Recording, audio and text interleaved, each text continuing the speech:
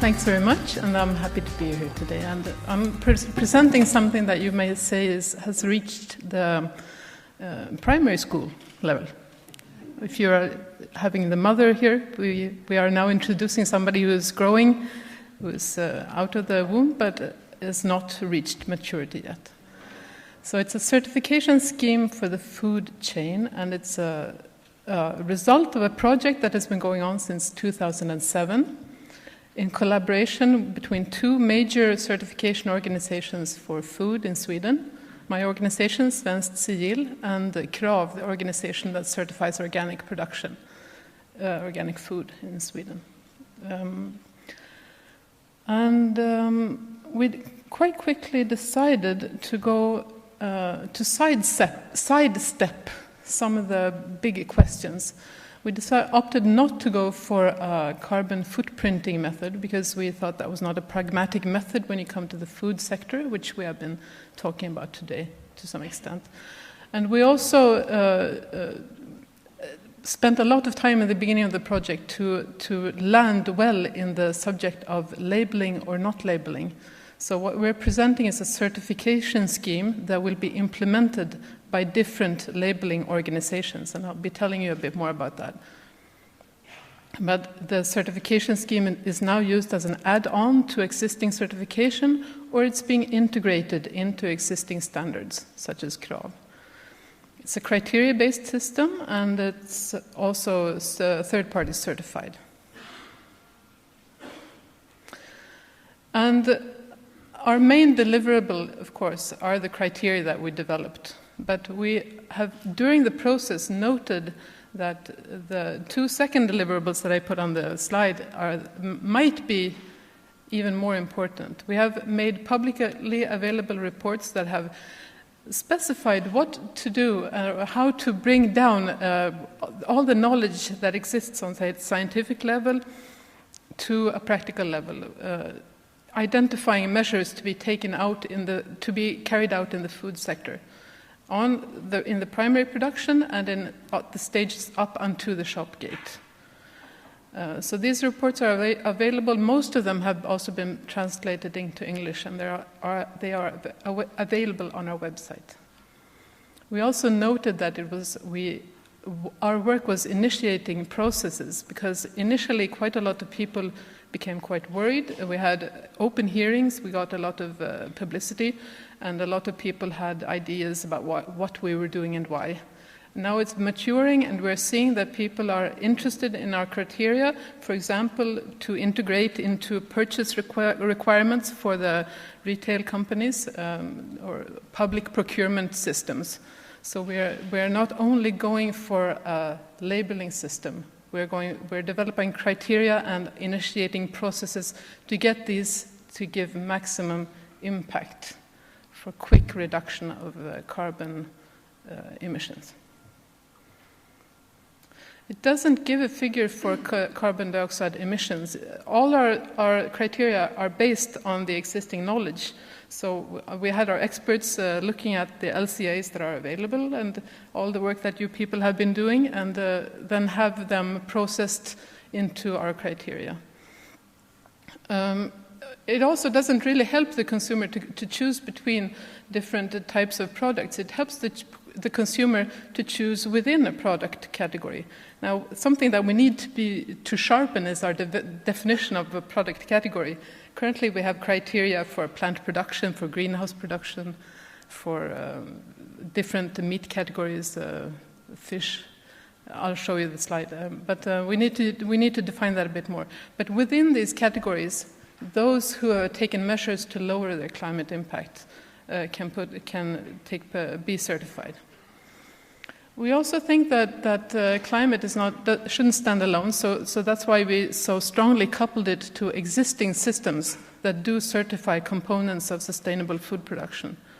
We also made quite a lot of weighing of different aspects to comparing them to each other. So, for example, we don't demand carbon neutral energy sources. We demand renewable energy sources because we think we add components of sustainability.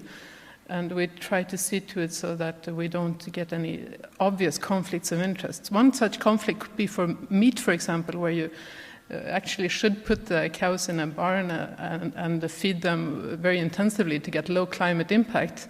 But our system promotes grazing, which promotes biodiversity, and the most efficient types of grazing systems. Just as an example of the kind of choices that we had to make in the system. Now, these are the two labels that right now denote that something is climate certified. My company, Svenskt Sigill, has put a little add-on to the Sigill label that signals that you have fulfilled the climate criteria. And KRAV is successively integrating the climate criteria per product category into the KRAV rules with a couple of years to do that. Which means that in a couple of years, all the organic production that's certified with KRAV will also be climate certified, which gives us a tremendous volume, or a big volume of products that will go through this certification scheme, which is really interesting. Because we need volumes, we need experiences, we need practical on-ground experiences. So this is the food chain. We started it with farm operations, plant production, the different animal categories. We also did work, and that's actually just now been decided on the processing. We have criteria for transports and packaging, and we're working on imports, and that will be a tremendous challenge. And we're hoping to open up for a more international dialogue during the next half year to present what we're doing and to start more interaction with the other people who are working out there. Now, for the food chain, the producers have three types of rules that they must adhere to. So they have specific limit values. They also need to analyze their production and to gain knowledge about the climate question. And they have to suggest and adhere to specific farm level measures. So it's three types of rules. And we think all of them are important to set specific limit, but also to raise the competence. Now, when you introduce something like this, you have to ask yourself, is it a spearhead or is it a very broad system? We want quite a lot of producers and actors to be able to come into this system to make improvements. And it's improvements in all parts of the chain, and we also need to lift the competence, as I said. We need to do a lot of more work on simplicity, because a big issue in the farming world is to keep things simple with the rules that farmers are being hit on the head with. So that's something that we need to work more on. Now, on the dairy farm, and I want to take the dairy as an example, because I have a carton of milk with me. I'll put it on the table in the back. This is actually climate certified milk. You can buy it north of Stockholm in an area around Uppsala. It says climate certified on it, this little logo here. It's one of the first products that came out of the system. And on the dairy farm, I think the size of the circle denotes the importance of the area. I mean, the plant production and the nitrogen is really important to take care of. So it's fodder, it's efficient use of nitrogen, the catalytic mineral nitrogen, analysis of the farmyard manure. You also have the animal husbandry, where we work mainly with fodder and with healthy animals. And the farming operations, that would be the energy side and energy efficiency and eco-driving. For the transportations, we put a limit in carbon dioxide emissions per kilo of transported products, and that limit is 250 grams of carbon dioxide per kilogram of transported product. But we also make it easier for products with potential for improvement, so they can step into the system, and we also make it easier for products from countries with a low human development index, the United Nations index for with many different components that